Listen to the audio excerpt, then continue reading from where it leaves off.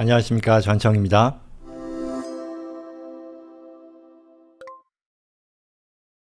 절세란이라는 질문이에요. 저는 미국에서 일한 지 20년가량 된 40대 중반의 엔지니어예요. 큰 회사 몇 군데에서 계속해서 월급쟁이로 급여 생활자였다는 얘기죠.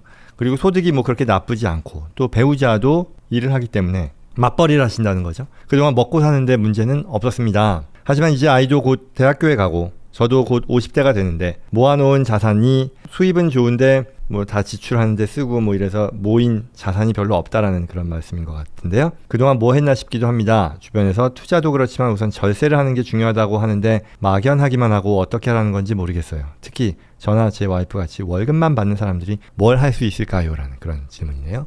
그렇죠. 뭐 이게 미국도 그렇고요. 다른 나라도 다 마찬가지겠습니다만 급여 생활자들이 가장 불리하죠. 유리지갑이잖아요. 투명하게 드러나고 원천징수 다 되고 또한 절세로 활용할 만한 그런 것들도 제한적이기도 하고 전형적인 급여 생활자, 그러니까 유리지갑에 해당되는 그런 분이신 거잖아요. 부부가 다. 그러니 뭐 엔지니어로서 아마도 급여가 높으니까요. 생활 퀄리티 있는 삶을 유지하셨으나 안타깝게도 그게 계속 지속될 거라고 확신할 수 없는 그런 상황에서 모여진 자산이 없으니 걱정이 된다. 그래서 이제 어떻게 하면 좋겠느냐, 절세를. 그래서 항상 제가 절세에 대해서 얘기를 하죠. 제가 하는 일, 저희 회사가 하는 일도 역시 텍스 플래닝이 굉장히 큰 비중을 차지하는데 절세다라고 하는 것이 어쩌면 좀 추상적으로 받아들여지는 것 같기도 합니다. 그렇지 않다라는 거. 추상적이지 않고 내가 실생활에서 충분히 활용할 수 있다 내지는 이러한 방향성을 가지고 내가 생각할 수 있다라는 그런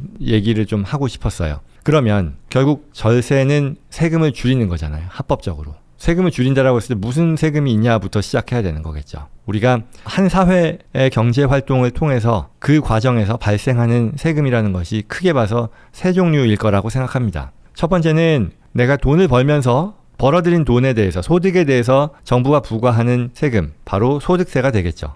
그리고 두 번째는요, 내가 가진 자산을 타인에게 줄 때 대개는 이제 가족 내에서 다음 세대로 트랜스퍼하는 그런 게 되겠죠. 그때 발생하는 세금, 이게 증여상속세일 겁니다. 그리고 세 번째는 내가 자산을 보유하고 있는 데 대해서 부과되는 세금인데 이게 아마도 뭐 프로퍼티 텍스, 재산세가 되겠죠. 그런데 이 중에 재산세는 사실 굉장히 스트레이트포워드한 거잖아요. 절세의 대상이라고 하기에는 그렇지 않은 거죠. 왜냐하면 내가 가지고 있는 자산에 위치한 곳, 그게 이제 지방정부, 시티, 뭐 카운티 이런 곳에서 부과하는 세율에 따라 내 재산가액을 곱해서 나오는 게 세금이니까 이거는 뭐 재산 가치가 갑자기 내가 바꿀 수 있는 것도 아니고 그렇죠. 그렇다 보니 절세의 대상이라고 할 수는 없는 그런 거죠. 상대적으로. 그러니 이제 남는 것이 소득세와 증여상속세. 그리고 미국 같은 경우는 증여상속세의 면제 기준이 현재 현행법으로는 굉장히 높다 보니 그거 역시도 모두에게 적용되는 건 아니고요. 일상적으로 우리가 절세다라고 했을 때 그 줄이려고 노력하는 세금의 대상은 소득세가 될 겁니다. 그렇죠? 전체 그림을 제가 말씀드린 거예요. 세금이라는 것 세 개다. 그 중에서 치고 이거다. 소득세다라는 거죠. 자, 그럼 우리가 오늘은 소득세를 절세하는 거에 대해서 얘기를 할 건데요. 그럼 이것도 여전히 추상적이에요. 소득세가 뭐냐는 거죠. 소득세. 소득세는 내가 벌어들인 소득에 대해서 부과받는 세금입니다. 그렇겠죠? 내가 벌어들인 소득. 그러면 내가 벌어들인 소득이라는 것은요, 어떻게 구성이 될까요? 총소득이 있겠죠? 내가 진짜 벌어들인 게 있겠고, 그리고 이와 같은 소득을 벌어들이기 위해 내가 지출한 게 있잖아요. 그게 비용일 거란 말이죠. 그러면 남는 게 뭐죠? 순소득인 거죠. 넷 인컴인 거예요. 그리고 우리는 넷 인컴에 대해 세금을 부과받게 되죠. 좀 더 크게 보자면요. 총소득이라는 게 있고요. 내가 벌어들인 게 있고요. 이러한 소득을 벌기 위해 내가 지출한 애들이 있단 말이죠. 그게 비용일 거란 말이에요. 그러면 거기서 결국 1 빼기 2를 한 것이 과세소득일 거예요. 넷 인컴이라고 보겠죠. 그리고 여기에 정부가 정해놓은 세율을 곱하면 세금이 나올 거란 말이죠. 그렇죠? 그리고 요러한 것들이 있어요. 텍스 크레딧, 세액 공제라고 하는데 이 세금을 또한 줄여주는 세액 공제가 있다는 거죠. 그걸 빼고 남는 나머지가 결국 최종 세금이다 라고 얘기할 수 있을 겁니다. 어렵지 않죠.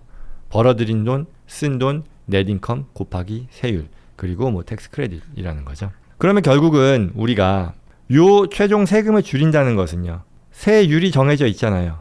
그럼 결국 요 총소득과 총 비용을 어떻게든 우리가 건드릴 수 있어야 된다는 거잖아요. 그래야지 과세 소득이 줄어드는 거니까. 결국 세금을 줄인다는 것은 1차로 과세 소득을 줄이는 거잖아요. 과세 소득을 줄인다라는 말은 세금 면에서요. 총 소득을 내가 줄이거나 비용을 늘리거나 해야 되는 거잖아요. 그렇죠? 그러니 소득세를 줄이려면 나의 토탈 레비뉴 총 소득을 줄여야 될 텐데 그래야지 세금이 적게 나올 텐데 그러면 이런 질문을 할 수 있어요. 세금을 줄이기 위해 나는 벌 돈을 마다한다. 말이 되나요? 말도 안 되겠죠. 말도 안 되겠죠. 내가 세금 안 내려고 돈을 벌 기회를 저버린다. 안 번다. 말이 안 되는 거겠죠. 그렇죠? 또는 비용을 한번 볼까요? 세금을 줄이려고 내가 필요하지도 않은 지출을 일부러 한다?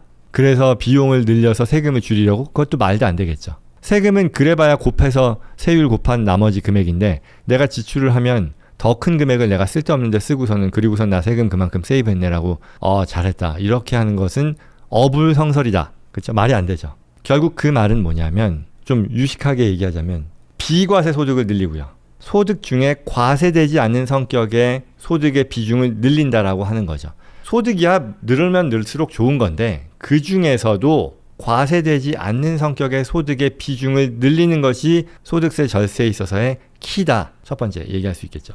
비용도 마찬가지인데요. 내가 필요 없는 지출에 필요가 없는 것을 세금 줄이겠다고 쓰는 거 말이 안 되고 그 말은 내가 동일한 지출에 대해서 과세 관점에서 공제될 수 있는 성격의 지출의 비중을 늘린다. 어렵지 않죠? 지출의 규모를 늘리는 것이 아니라 같은 지출에서 공제되는 성격의 지출의 비중을 늘린다가 중요하겠다는 거예요. 그게 절세 플래닝, 소득세 절세에 있어서의 키가 되는 두 가지 컨셉이다라는 얘기예요.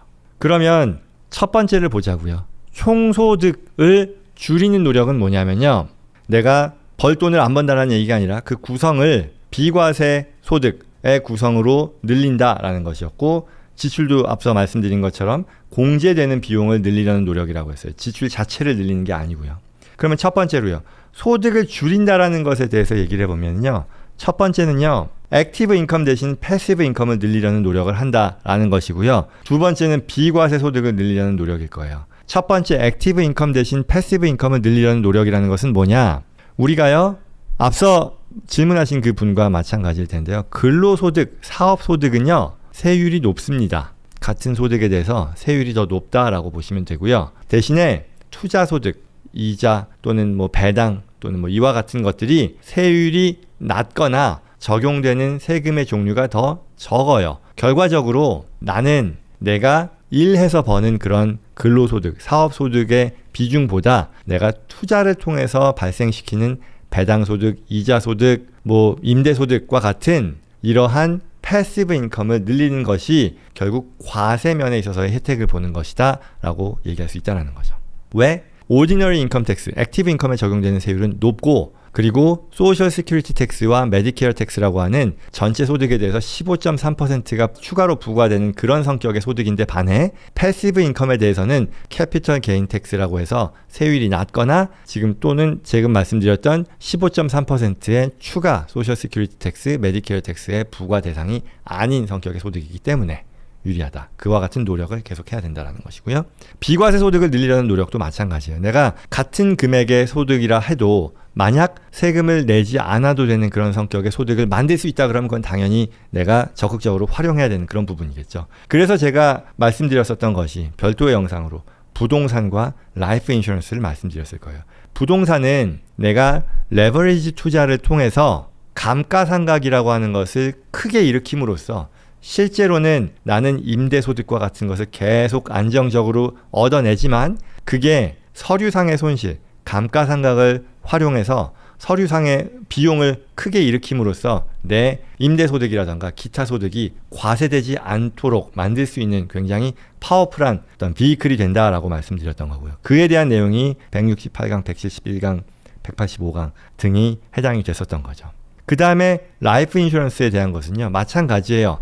내가 벌어들이는 평생 동안의 소득, 결국 라이프 인슈런스라고 하는 것이 우리가 쉽게 얘기하는 사망보험금을 타겟으로 하는 것이 아니라 사망보험금도 마찬가지죠. 물론 사망보험금이 나오는 경우에 그 사망보험금은 예컨대 내가 10만 불의 불입금을 넣고 50만 불의 사망보험금을 받았다라고 하면 사실은 그 40만 불에 해당되는 캐피털 게인, 말하자면 투자 이익이 발생한 건데요. 이건 과세가 안 된다라고 했으니까 그거 역시도 적극적으로 활용해야 될 것이고, 더 나아가서 내가 사망하기 전에 나의 라이프타임 동안에 라이프 인슈런스에 쌓여진 그 캐시 밸류를 통해서 내가 텍스 프리 라이프타임 인컴을 가져다 쓸 수 있다. 그 말은 내가 얼마간의 프리미엄을 내고 내가 은퇴 이후에 라이프타임에 걸쳐서 실제 보험에 쌓인 캐시 밸류를 써서 일정 금액씩을 뽑아 쓸 수 있는데, 이게 말하자면 은퇴 소득과 같은 성격일 것이고, 그러나 이것은 기술적인 면에서 보면 론을 빌려가는 거기 때문에 소득이 아니다. 따라서 과세되지 않는다.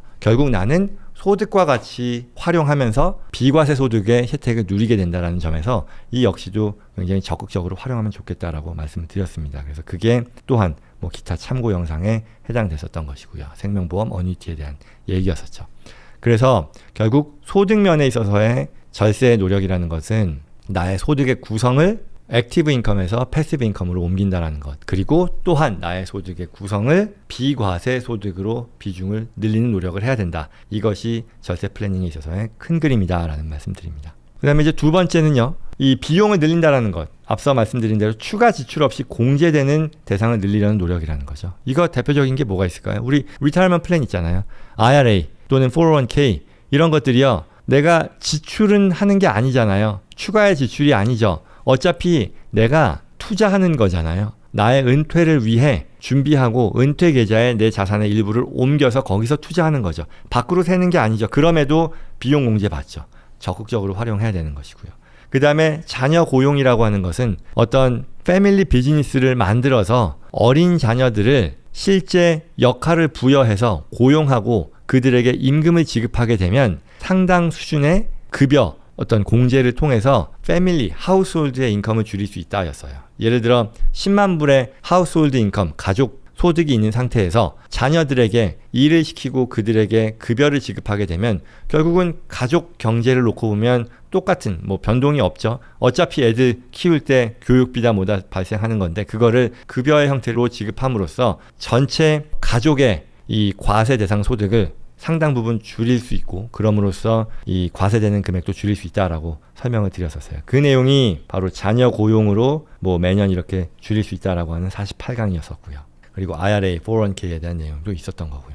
그리고 마지막으로 프라이빗 파운데이션이라고 하는 것도 말씀드렸죠. 결국 내가 단순히 영향력을 발휘할 수 없는 그런 성격의 지출, 뭐 어렵게 얘기했습니다만 세금인 거죠. 을 내는 것보다 내가 계속해서 내가 원하는 공익 목적의 지출을 가능하게 해주는 패밀리 파운데이션을 만들고 그쪽으로 내 자산을 옮김으로써 도네이션 디덕션도 받고 이후에 그와 같은 자산이 옮겨진 것에 대해서는 공익 목적으로 활용하면서 동시에 계속해서 그 자산을 텍스 프리로 불려나갈 수 있다라는 면에서 프라이빗 파운데이션도 모든 어떤 경제 활동을 하고 이 절세 플래닝을 고민하는 사람들이 활용할 수 있을 법한 그런 구조다라는 말씀까지 드렸습니다. 그 내용도 역시 이 텍스 세이빙 자산 활동이라고 하는 프라이빗 파운데이션 62강, 72강에서 설명을 드렸고요. 그래서 그런 것들을 다들 좀 고민을 하셨으면 좋겠어요. 이게 앞서 사례에 이 급여 생활만 하신 분이기 때문에 이 절세에 대해서 할 수 있는 것들이 굉장히 제한적이다라는 것은 어쩔 수 없는 팩트로 받아들일 것이고요. 그럼에도 불구하고 우리가 할 수 있는 그런 것들이 지금 말씀드렸던 이 소득면에 있어서의 비과세 소득으로 옮기려는 그런 노력, 그리고 비용 면에 있어서 내가 밖으로 지출하지 않으면서 그 공제 비용을 더 늘리는 그런 노력은 똑같이 활용할 수 있는 거라는 거죠. 그래서 우리가 절세라고 얘기했을 때 어떤 특정한 사람들에게 특정한 상황에서만 적용되는 것들도 물론 있겠으나 결국은 소득세를 줄인다라는 것은 과세 소득을 줄이는 것이고, 그것이 총소득을 줄이고 비용을 늘리는 그런 노력에서 모두가 누릴 수 있는 그런 여러 가지 방안들은 분명히 있다. 그리고 이 질문을 하신 그런 분들께도 예외는 아니다. 방금 말씀드린 그런 것들은 적극적으로 활용하면 좋겠다는 그런 내용이었습니다.